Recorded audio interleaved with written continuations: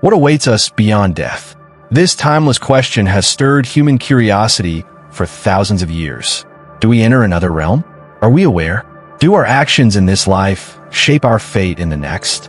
While many cultures, faiths, and philosophical systems offer their own views, the Bible provides one of the most detailed and compelling insights into this great mystery, especially when read alongside the ancient Book of Enoch. Together, these texts present a profound vision of eternity, one that brings both comfort and challenge.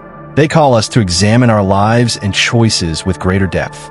In this journey, we'll explore scriptural teachings and the powerful imagery from the Book of Enoch. As you reflect on these ideas, consider how they influence your view of life, death, and what follows. Feel free to share your thoughts and join the dialogue. According to Scripture, death is not the final stop, but rather a passage to another form of existence. Ecclesiastes 9 verse 5 tells us, "The living know that they will die, but the dead know nothing. They have no further reward, and even their name is forgotten." At first glance, this might appear to imply the end of consciousness. But upon closer look, the verse speaks more about the physical reality of death, how it's perceived under the sun, from a purely earthly point of view.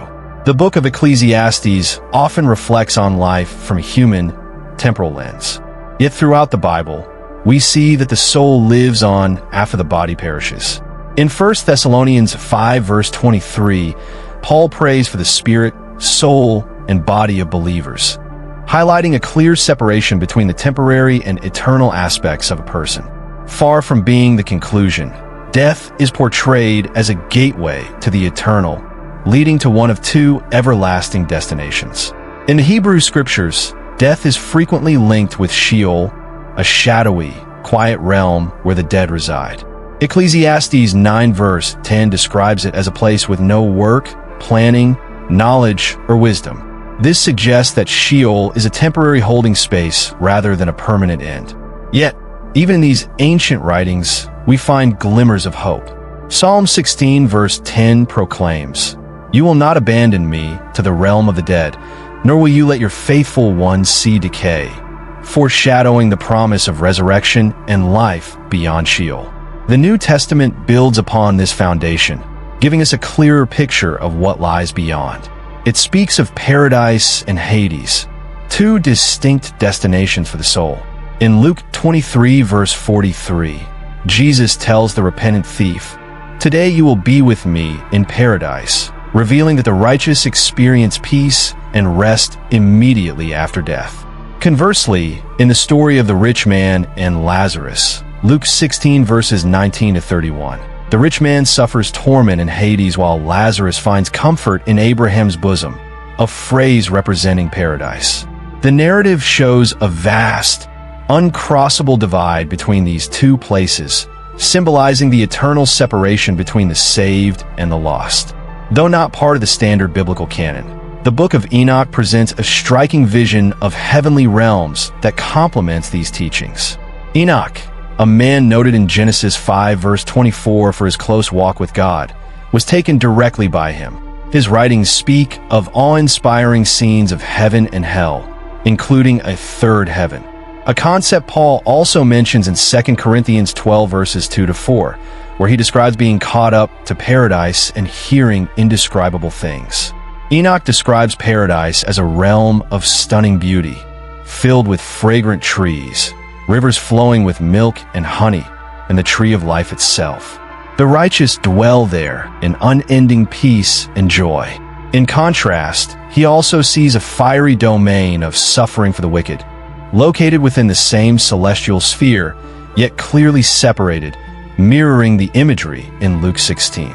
At the heart of the Bible's teaching on the afterlife is the idea of divine judgment. Hebrews 9 verse 27 declares, "It is appointed for man to die once, and after that comes judgment." This final evaluation determines where each soul will spend eternity, based on their life on earth. Revelation 20 verses 12 to 13 vividly depicts this scene. The dead, great and small, stood before the throne, and books were opened, and the dead were judged according to what they had done. This moment represents the fulfillment of divine justice and mercy, the righteous entering everlasting joy, the wicked facing eternal separation. Scripture also gives us glimpses into the current condition of the dead. It paints a picture of waiting and anticipation. The faithful rest in peace, assured of their future resurrection and reward. Revelation 14 verse 13 offers comfort. Blessed are the dead who die in the Lord. They will rest from their labor, for their deeds follow them. On the other hand, the unfaithful face torment in Hades, as Luke 16 verse 23 illustrates, awaiting the final judgment still to come. Revelation 21 unveils the ultimate destiny of humanity, a renewed heaven and earth for those redeemed by God. Verse 4 beautifully describes this eternal home. He will wipe every tear from their eyes. There will be no more death, mourning, crying, or pain, for the old order of things has passed away. This promise of restoration offers incredible hope to believers, assuring them that all suffering will give way to eternal glory. God's plan will come to full completion, and all of creation will be made new. These teachings aren't just about what comes next. They speak deeply to how we should live now, live with an eternal perspective. Colossians 3 verse 2 urges us to set your minds on things above. Trust in God's justice. Romans 2 verse 6 says he will repay each person according to what they have done. Embrace the gift of grace. Ephesians 2 verses 8 to 9 reminds us we're saved by grace through faith, not by works. Prepare for eternity. Matthew 6 verses 19 to 20 advises us to store treasures in heaven, not on earth. Together, the Bible and the book of Enoch paint a powerful picture of the afterlife, one that is both breathtaking and sobering. They call us to live with faith, intentionality, and an eternal mindset. As you ponder these truths, ask yourself, are your daily choices preparing you for a future in God's presence? Are you investing in what truly matters? Thank you for joining this exploration of life beyond death. If these insights resonate with you, share your thoughts in the comments and subscribe for more reflections on faith and eternity. May God's peace and grace lead you as you walk this path.